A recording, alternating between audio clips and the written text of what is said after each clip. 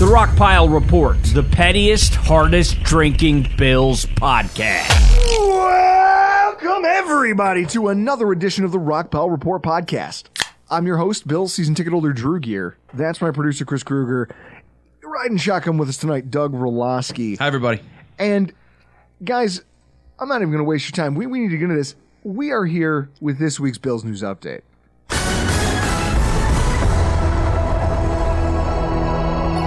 Now, Doug, nothing has kind of raised more conjecture over the last, I'd say, 18 months when it comes to the Buffalo Bills. I mean, all the draft stuff and the wide receiver train and all these ideas that have been floating around, none of them have been as divisive an idea as the Buffalo Bills Stadium and what it costs and how the PSLs are being rolled out and all of these things. Everybody seems to be very critical of the process. And understandably so, right? Like, it's a giant ask, and you're introducing you're asking a market that traditionally has been one of the lowest in terms of overall cost in the entire NFL. You are now asking them to pony up, in some cases 30 to 50% more than we did in the past. And everyone's crying foul or feels a certain type of way about it. I shouldn't say everyone, but a large portion of the population. And we've talked in the podcast about why we believe that's correct, incorrect, how we feel about some of their assertions. But one thing that, one thing I find really funny is that it's always that thing. Like, if you're the person who gets mad at how much your team pays a wide receiver, if you were mad at how much your team, let's say you were A.J. Brown, right? You were an Eagles fan, and you go, we traded for A.J. Brown, and then you saw the extension they give him, and you go, what? Oh my God, I can't believe we paid a wide receiver that much money. All you have to do is wait like a year or two, and someone else is going to come along and make that look small. Oh, absolutely. That's the nature of the NFL. Stadiums are no different. No. The Bills Stadium was being talked about in rags all over this country.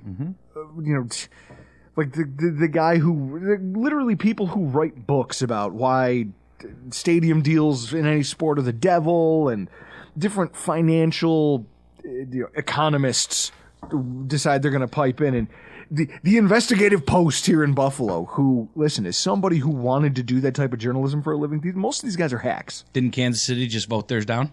Yeah. The people, right? Just voted theirs down. And so this is where you're seeing how society more and more is leaning towards this idea that they don't want to pay for it.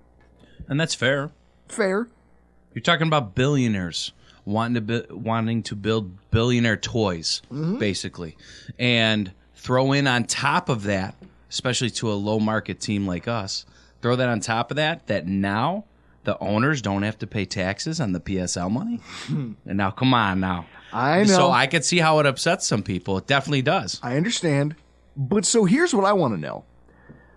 Where were all of the pundits and all of the knee-jerk reactionists today at noon when the Chicago Bears held a press conference and announced that they have plans to build a waterfront stadium for $4.6 billion, and they're not asking, but requiring $2.3 billion in public funding? It's absolutely ridiculous. But did they all die from shock? Because they've all been really quiet. No, you didn't. You know what?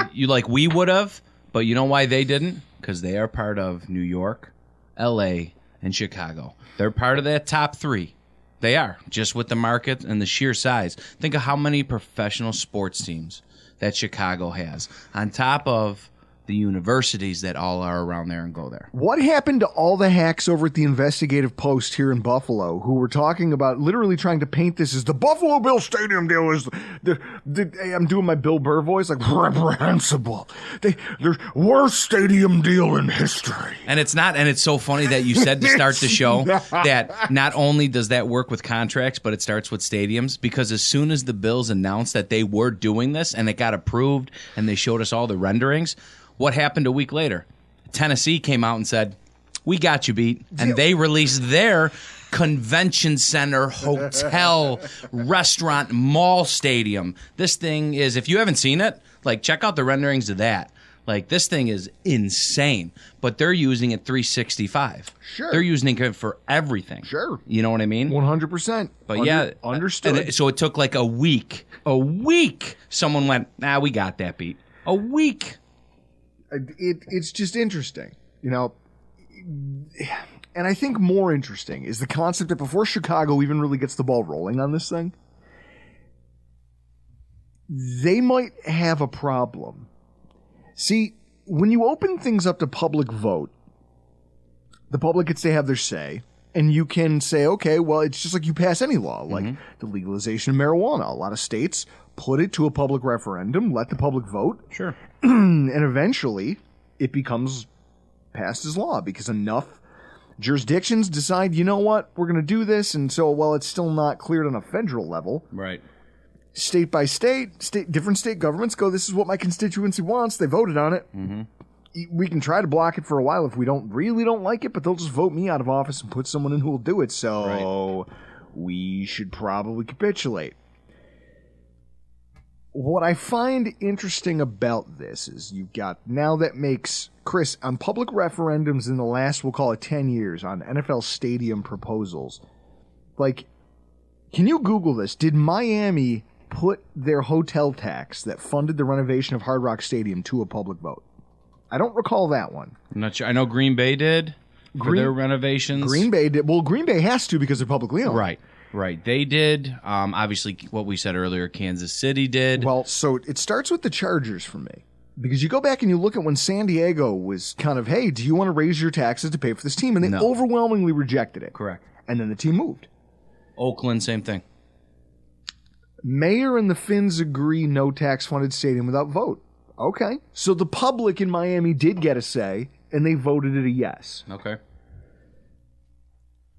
So that's one out of the last, because I can't really count Green Bay.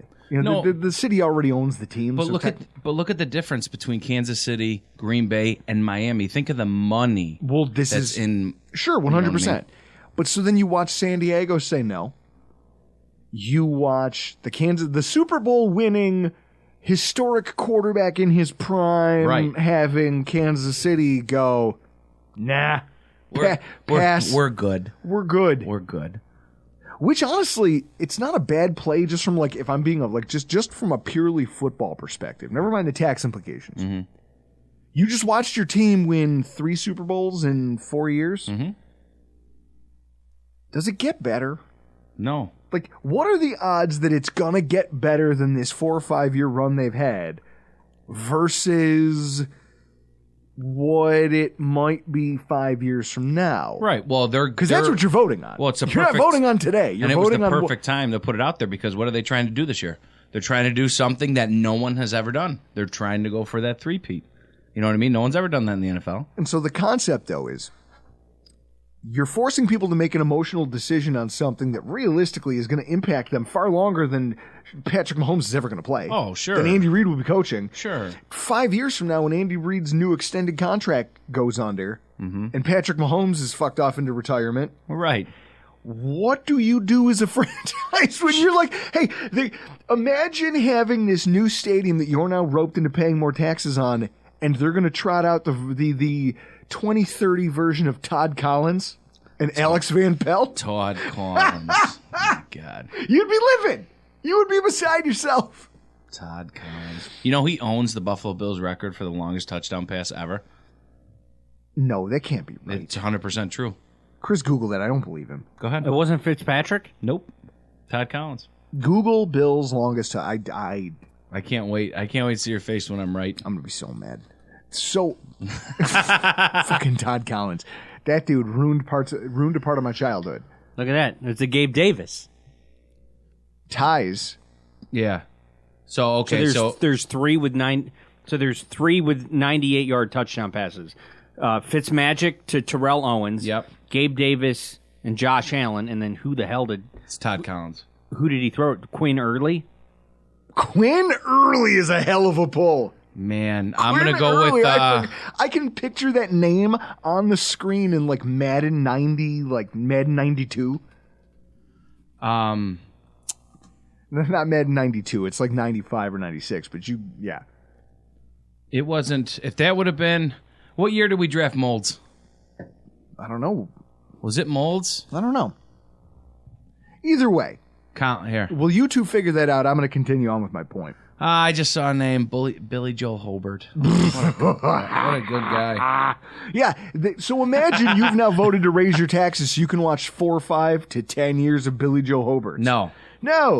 You're not going to do that. And I think people have become savvy enough that they said, you know what? No. I'm not putting my wallet on the line when I could be saddled with this. Right. When the warm and fuzzy goes away, I still have to pay the bill. Right. So with that in mind, They're not dumb, though, asking right now. this is the cost of opening those types of decisions up to a public referendum.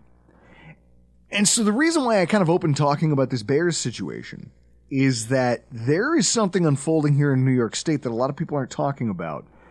And I think it's worth noting that could, by the time they get around to trying to... Nailed it. What? Wow, was it Quinn Early? 95 yard 95. touchdown. Okay, so we still had hold on, let me see that. We still had Andre Reed was on the team. Molds was on the team. Jesus, they still had Tasker too. Molds, Tasker, Reed, Quinn Early. So one really good linebacker and 3 really good receivers? Yeah. Russell Copeland. Oh my God. So there's something happening in, it's now at the U.S. Supreme Court level, guys.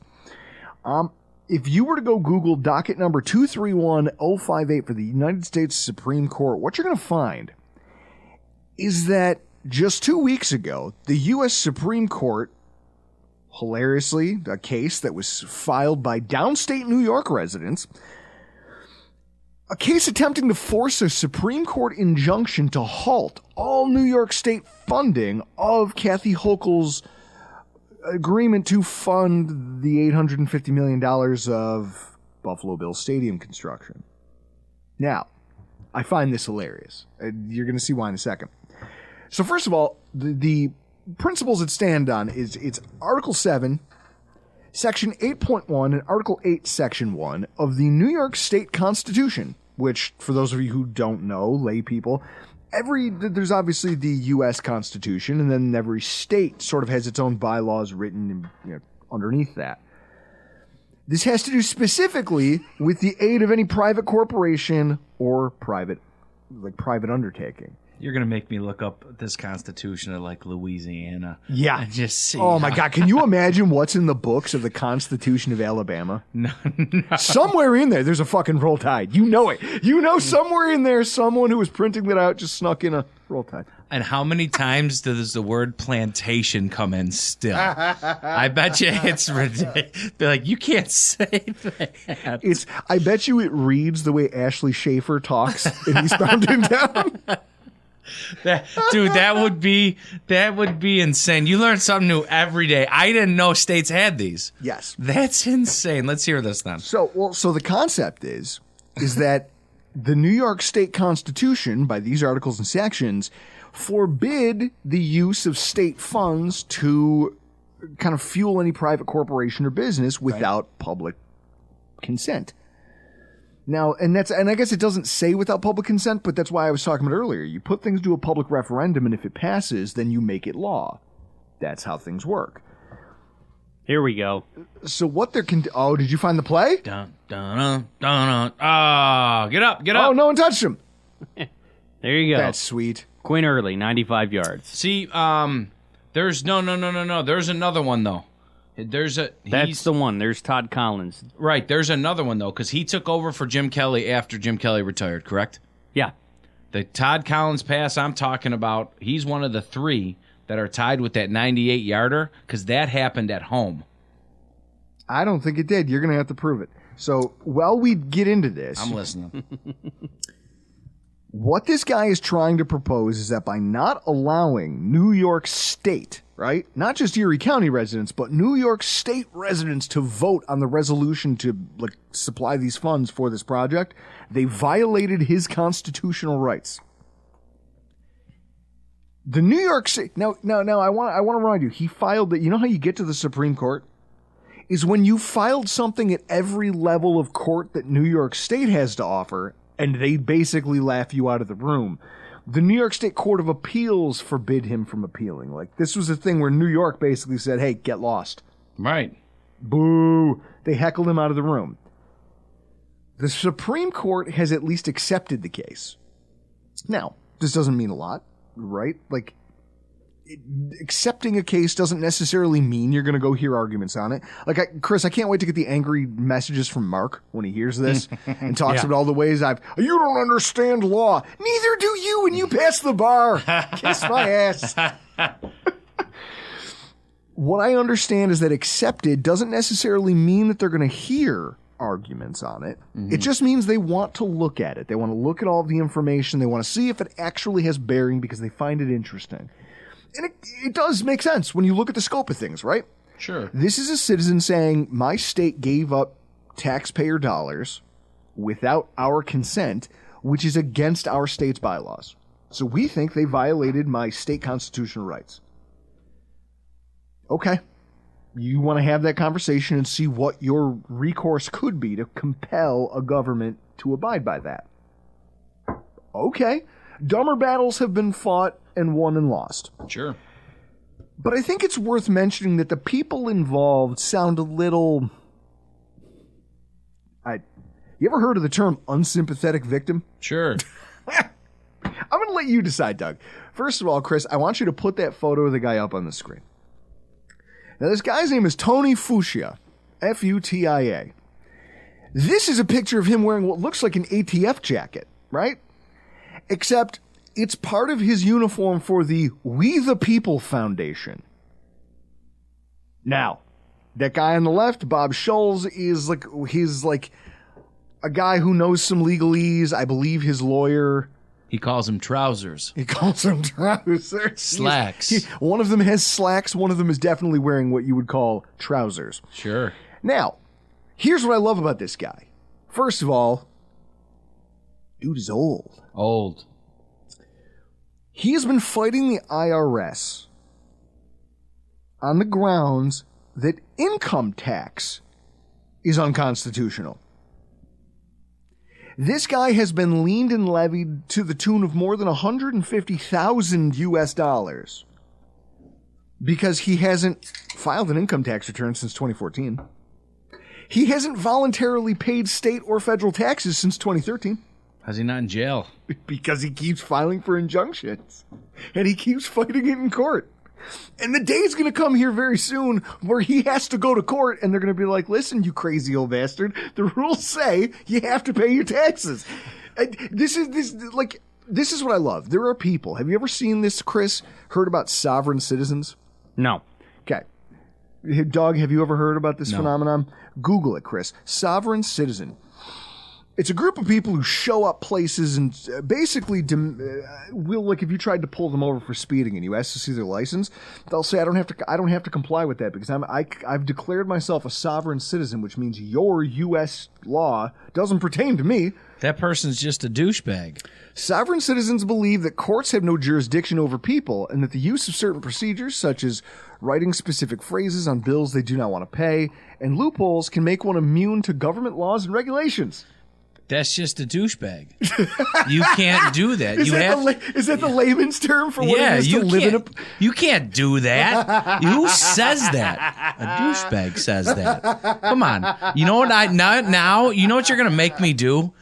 All right? You're going to make me find a court report of this. I actually want to hear how this dude speaks. Go talk to Mark in a court of law. I just want to hear the old man speak. Just get 3 beers and Mark Smith will tell you all about it because they show up in Depew traffic court all the time. I'm a sovereign citizen.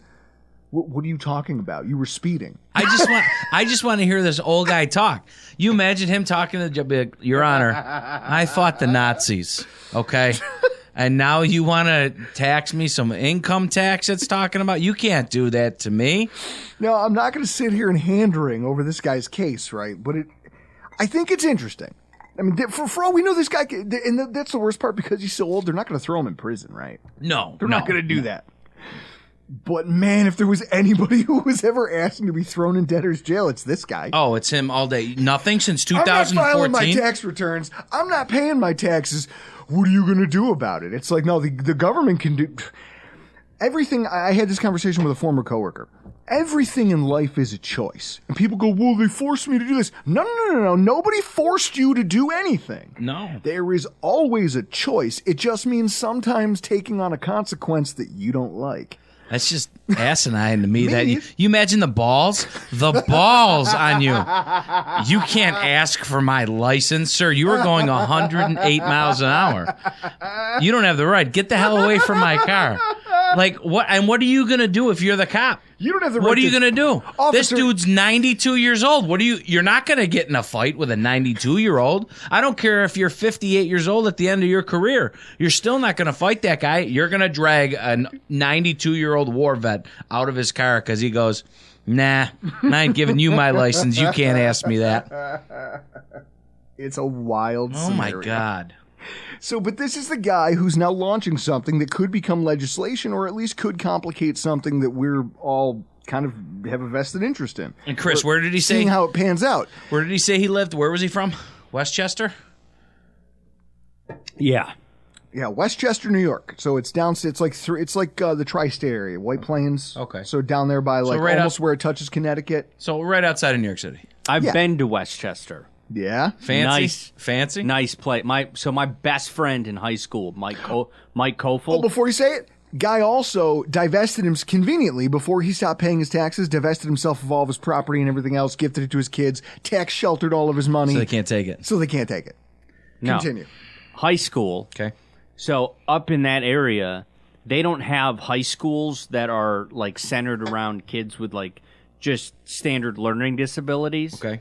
So this kid moved from Westchester to Milton, Georgia, where I went to high school, lived with his aunt who worked at the school, and him and I became like, we were best friends. Like senior year of high school, I flew to New York City and we went back and visited his parents because he'd been living with his aunt all like school year. Also had a house in the Hamptons. His dad was huge into the medical industry, and I think after high school, his mom and dad moved out of Westchester and they bought the house that they filmed Real World Boston in. And that's where his parents moved to after living in Westchester's amazing town. A lot of money. So it's this concept that there's a guy who's decided he's going to be a martyr for the average person, and in the process has involved our football team in some nonsense. I'm going to be paying attention to that case as it kind of unfolds over the next God knows how long, just to see what happens. Sure. But also, it's funny, we started this talking about the Bears Stadium. You imagine what's going to happen to them if the rule, like, let's say the U.S. Supreme Court decides, hey, every state that has this language in their state's bylaws, you're no longer allowed to unilaterally pass this stuff. It has to go to a public referendum. Mm-hmm. What does that do to stadium construction anywhere? Well, you got to remember also recently, 2023, what the owner of the Chicago Bears did as well. Nick? He purchased property 45 minutes outside of downtown Chicago and said, I'm building a new stadium here. I'm moving Soldier Field outside of Chicago. The people probably are like, no, you're not. No. So now he's probably smart. He's probably like, okay, fine. Well, I'm going to build this monster right on the water. I believe that's Lake Michigan. True. I believe it's Lake Michigan. I'm going to build this monster stadium complex. And you want it to stay here? You don't want me to go 45 minutes down the road? No problem. I want a couple $2 billion, though. And if they say no, he just laughs and does the Stan Kroenke. Literally goose steps his way out of the city. He will. He'll move it 45 minutes away down the road. And like that, with a big smile on his face. The Hallises wouldn't do that, though. Dirty pool. Just again, an interesting wrinkle to something that might cost, because if you think about it, let's say they're successful, and let's say they're forced to halt funding while they put it to a public referendum. You're not going to stop stadium construction while you figure that out. So whose No. pocket is that coming out of? The owners. Terry Pegula's. Right. Which leads us to our second piece of business here tonight. Kind of underscores like, hey, there's a lot of things going on with the stadium that might end up costing Uncle Terry a little bit more cash. Sure. It's convenient that he had put this out to the public the week of the draft Right. to try to bury it. Right. Right. That Terry Pegula, well, he didn't put it out, and that's the hilarious part about this. But guys, whether you know this or not, Terry Pegula has been searching for an investor in his football team. Now, there was lots of rumblings last week when rumors started to surface that Terry Pegula was looking to sell some of his holdings. 25%. Well, this is the thing. That's not how it started. The rumors actually started with he was looking to sell some of his teams. And I texted Chris and I go, this is actually kind of convenient because just a few weeks ago we did a podcast where we walked through the timeline. You know, it's probably better if you watch it on YouTube. You guys, Chris, what's the Rockpile Report YouTube handle? It's the Rockpile Report on YouTube. Bang. I used the conveniently Boom. tried to go Rockpile Report. It wasn't taken, and I didn't immediately go to numbers like Drew does when he 100%. tries to go social media routes with So with our what I our do. handle. Fresh 5'9". The Rockpile Report on YouTube. because I'm still stuck in 2002 when I'm trying to make up my Rockpile screen Report name. 716-897-1511-12. HM Fan 1928, baby. What was your AOL Instant Messenger name? I never had it. I never had that. I never And- have Instagram, Twitter, Facebook. Look I've at never. you. Still. You actually, still to your this wife day. has a Facebook and you use it Yeah. sometimes. And guess what? I still have a Gmail account for my. a Hotmail account. I do. My email is a Hotmail account. Chris, what was your high school, college AOL Instant Messenger? My screen AOL Instant Messenger name was NHL Live 725. name? What a Now, dork! now that's a combination NHL, the band Live, and my birthday. With the band live. Yes, the band Live. That's even more embarrassing. Live, I would have like, kept that. that- I would have kept that to myself. Like, No. I alone love you. Like them? Yeah. Wow. So- wow. Oh, I didn't know you're that big Yes. of a fan. Do you have a live tattoo on you somewhere? No. Please. No. So the second CD that I ever bought in my life was Throwing Copper by Live. What was the first one? Presidents of the United States of America. Peaches. You know, I saw. Yes, I saw. Peaches. You know Yes. what mine was? What? Smash Mouth. The Walking on the Sun album. What was yours? First CD you bought? First CD I ever purchased was the Top Gun soundtrack. You're a turd, man. It probably had one of them just in jeans in the beach scene, and you're like, you know what? I want to be this one. Dude, day. playing with the boys? I'll still get fired up over that song. You turn it on right now, I'll flip this table. Last time I saw you you flip hear a the table, keys- you hear the keys Clemson start? beat. We were in your basement. Clemson beat Alabama for the national championship. I flipped the table and you just looked at my wife and went, okay, gotta go. And Yep, just and I quietly left. Like, you got him. I saw a meme the other day that was just like, there's been millions of songs written about getting your heart broken, but only one about moving to the country and eating a lot of peaches. Peaches, man. Think about that. You're not wrong. You're not wrong. I like it. So, I digress. Stories start coming out and circulating about how because I was talking about this, I'm like, he can't find anybody to run his businesses. They've all been a shit show other than the Bills because the people in charge are basically like, Terry, get your mitts off. You and Kim, stay the hell away from what we're doing over here. Keep all that shit on you. And it's always been a disaster. But that's why it's worked for the Bills so far. Exactly. So then stories start circulating, talking about how the Sabres are going to be sold alongside pretty much everything except for the Bills. I didn't know that he owned the Nighthawks and the Bandits.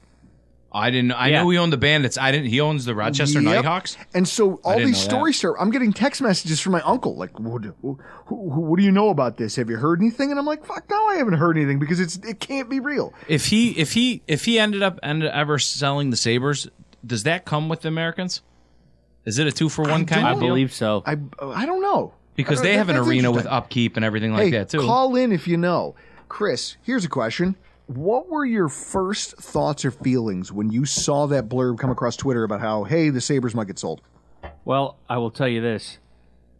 Greg Zahn reached out to me with a with the tweet from That somebody guy loves you. I love the fact that you haven't worked with this guy in years and he still texts you. He texted me a link to a Twitter thread from somebody that had like 300 follows. I'm like, this is not a reputable source. This is what happens when you let the elderly loose with Twitter. Right. If it was 3 million, be like, okay, all right, I got it. No, but then the next day I saw like Tim Graham tweet something about it. But so what were your feelings in the moment when you're like, oh my God? Well, my brain went to, okay, I saw 25% is what I... No, I'm not talking about the Bills. I'm talking about when you thought the Sabres might get sold. Oh, no. No. You just never believed it? I still don't believe it. Your immediate reaction when you started hearing that noise? Yeah, I can buy it because here's the only reason why I can understand that. And I understand if Mr. Pegula had to pick one, I'm assuming he's going to pick to keep the Sabres because he's a huge hockey fan. All the money he put in Penn State and everything like that. But the dude has to cover all the overage in this stadium, okay? On top of that, you have a losing franchise right now in the Buffalo Sabres in one of the worst arenas in the league. Like, they need a new building. So instead of that, what is he doing? He's putting on a brand new roof. He's putting up a brand new Jumbotron, and they're going to put a couple of some amenities in there, okay? That's still going to cost what? $80 million he's doing? So my overarching point here throughout this conversation is that all of this started with these tweets, but it came from a place that people didn't understand. So the people who thought they were breaking the story on this, like, oh my God, he's selling these teams, he's doing all this stuff. All of this came from one place. That one person found out that Terry Pegula had hired Allen & Company, which is a known firm when it comes to brokering transactions. Like, if they're one of the companies that's known for brokering sales of teams. If you say brokering, it's multi-hundreds of millions, billions of dollars. Sales of equity in teams. But but everybody jumps to the worst possible conclusion first because that's how that goes.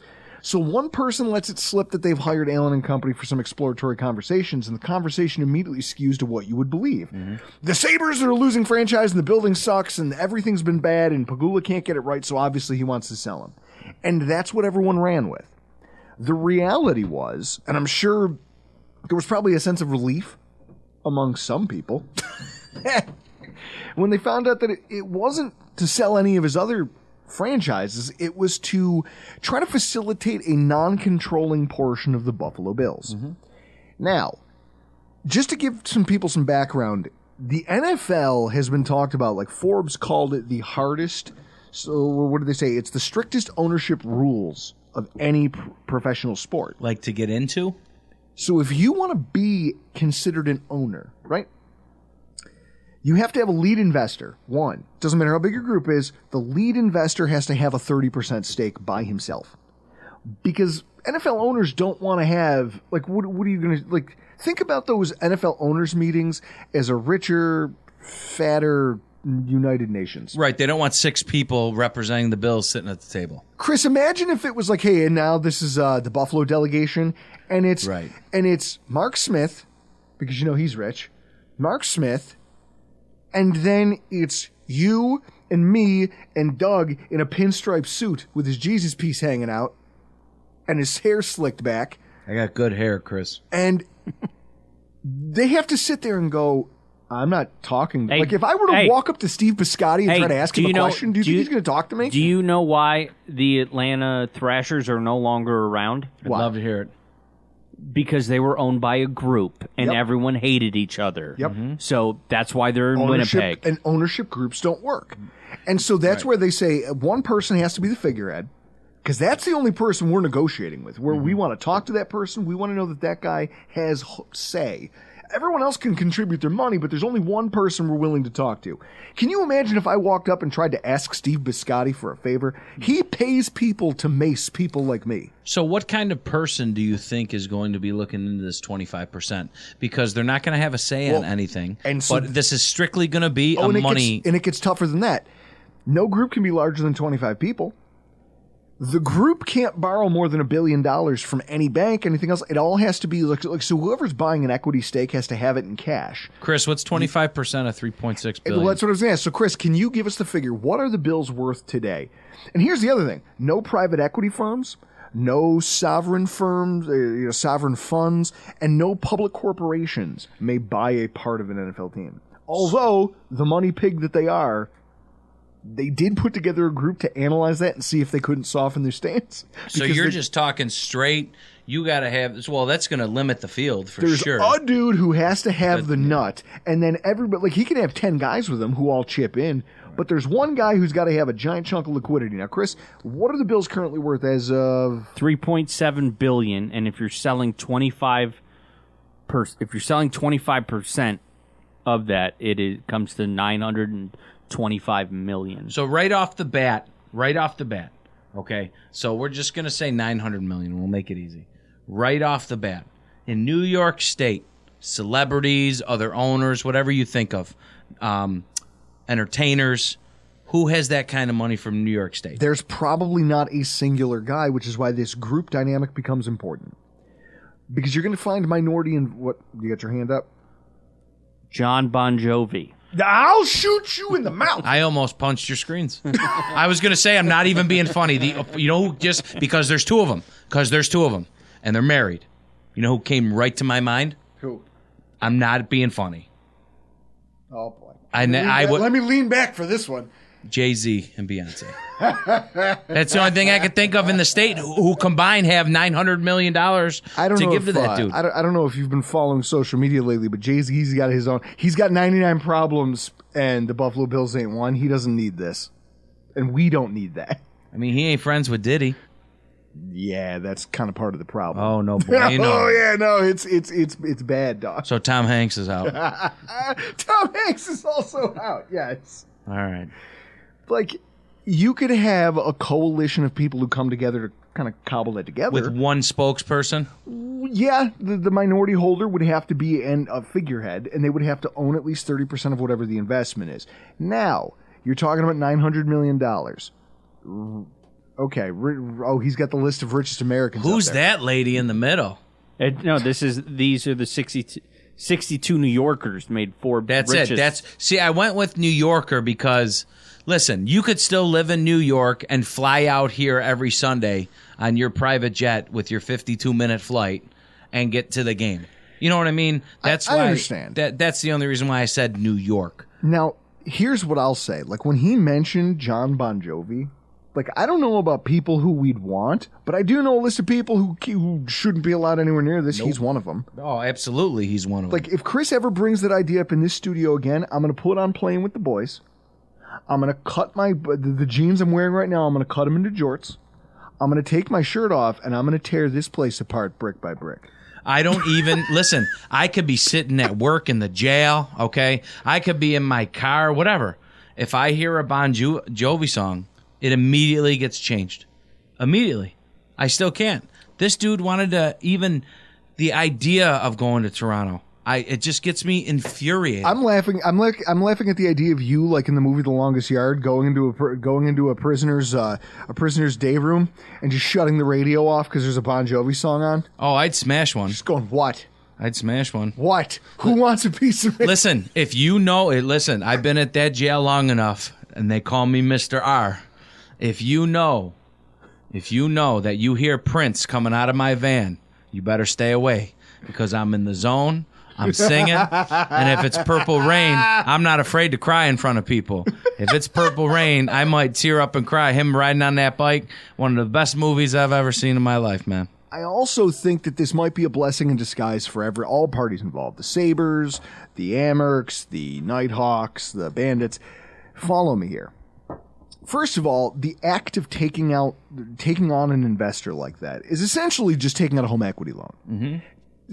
People do it all the time. I have projects that I need to accomplish, and I don't have, or at least I have cash that I don't want to touch because it's generating interest for me, and I'll pay penalties. But also, I've got some projects I need to do, and I think I can get some money out of some stuff I own. But I don't want to give up control of that thing. Correct. So I'm just going to take out a home equity loan. And that's cool. Somebody else will give me the cash and attach an interest rate of that of their own. Right. And that's and what say, he's hey, doing. I'll make a VIG. And now all part of, like, in reality, that's what's happening. Sure. It's a bunch of people are going to get together, give Terry Pegula a lump sum of cash, and in return, what they're going to get is a little VIG put on top of it when someday either the team sells or they decide to buy out, get bought out, whatever the case may be. That's one. Two, it potentially lays the groundwork for an assumption of ownership down the road should the Pegula family at a certain point in time decide they no longer want to own the team. Anybody who's interested in owning and kind of wants to get their foot in the door could, in theory, become a minority stakeholder first. Sure.